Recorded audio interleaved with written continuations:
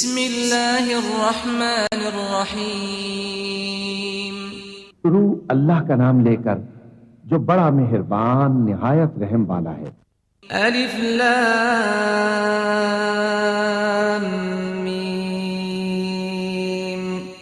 تنزیل الكتاب لا ریب فیہ من رب العالمین ام یقولون افتراہ بل هو الحق من ربك لتنذر قوما ما أتاهم من نذير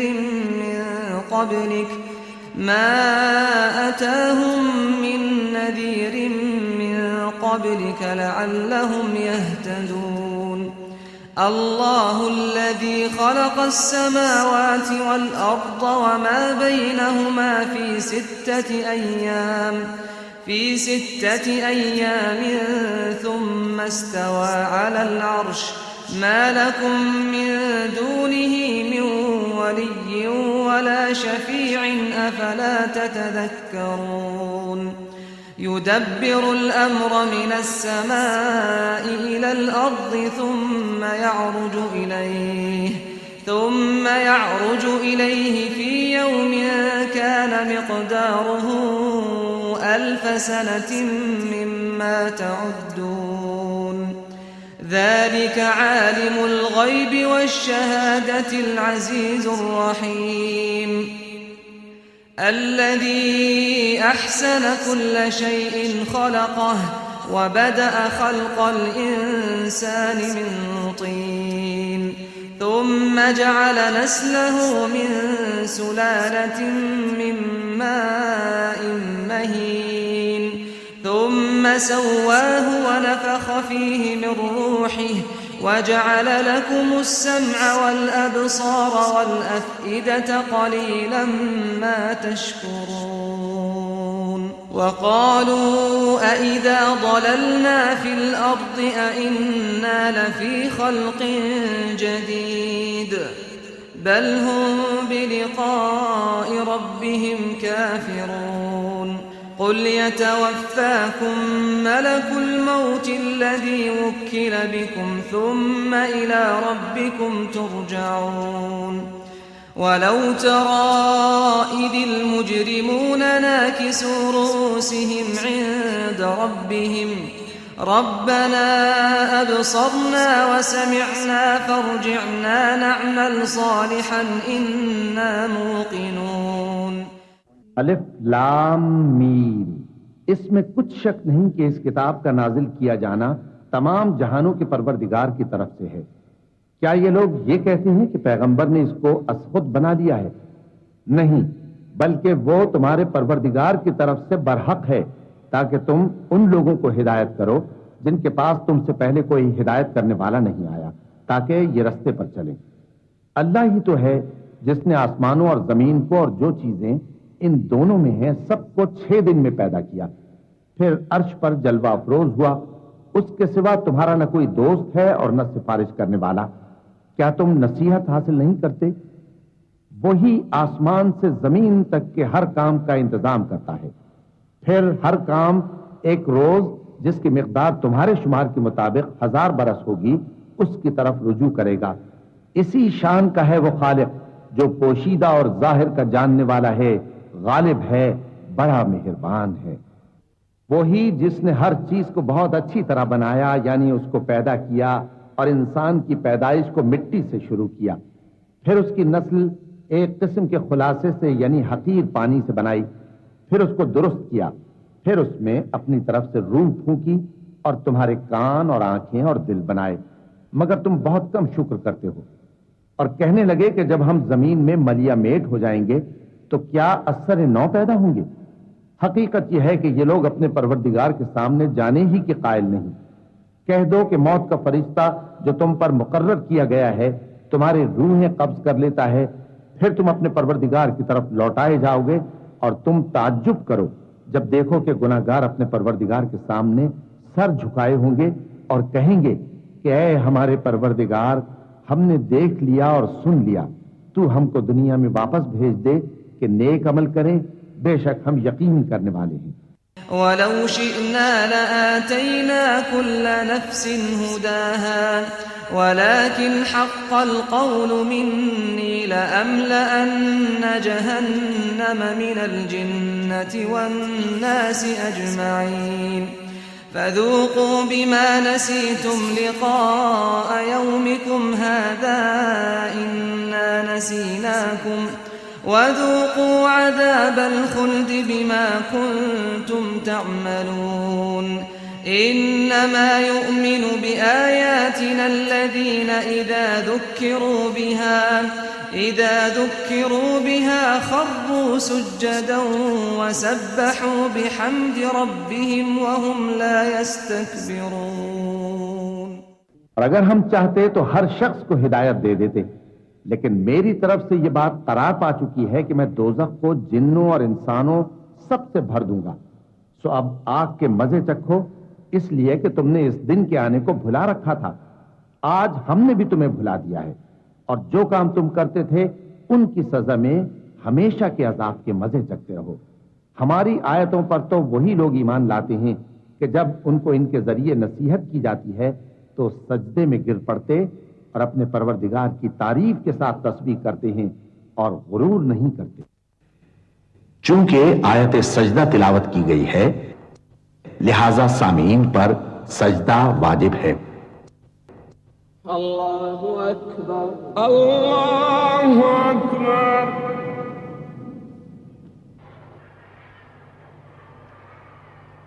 اللہ اکبر اللہ اکبر. تتجافى جنوبهم عن المضاجع يدعون ربهم خوفا وطمعا ومما رزقناهم ينفقون فلا تعلم نفس ما أخفي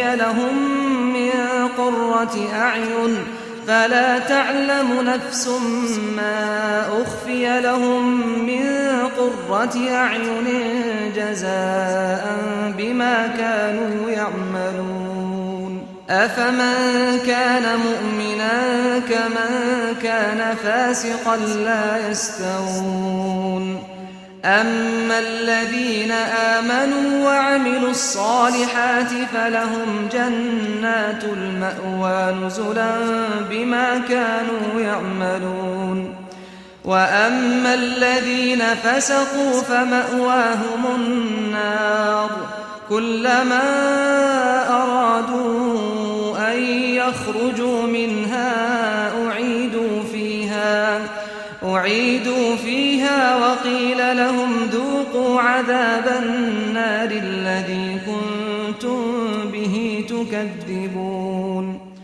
ان کے پہلو بچھونوں سے الگ رہتے ہیں اس حال میں کہ وہ اپنے پروردگار کو خوف اور امید سے پکارتے اور جو کچھ ہم نے ان کو دیا ہے اس میں سے خرچ کرتے ہیں. سو کوئی شخص نہیں جانتا کہ ان کے لیے کیسی آنکھوں کی ٹھنڈک چھپا کر رکھی گئی ہے. یہ ان اعمال کا صلہ ہے جو وہ کرتے تھے. بھلا جو مومن ہو وہ اس شخص کی طرح ہو سکتا ہے جو نافرمان ہو؟ دونوں برابر نہیں ہو سکتے. جو لوگ ایمان لائے اور نیک عمل کرتے رہے ان کے رہنے کے لیے باغ ہیں. یہ مہمانی ان کاموں کی جزا ہے جو وہ کرتے تھے. اور جنہوں نے نافرمانی کی ان کے رہنے کے لیے دوزخ ہے. جب چاہیں گے کہ اس میں سے نکل جائیں تو اس میں لوٹا دیے جائیں گے اور ان سے کہا جائے گا کہ جس دوزخ کے عذاب کو تم جھوٹ سمجھتے تھے اس کے مزے چکھو.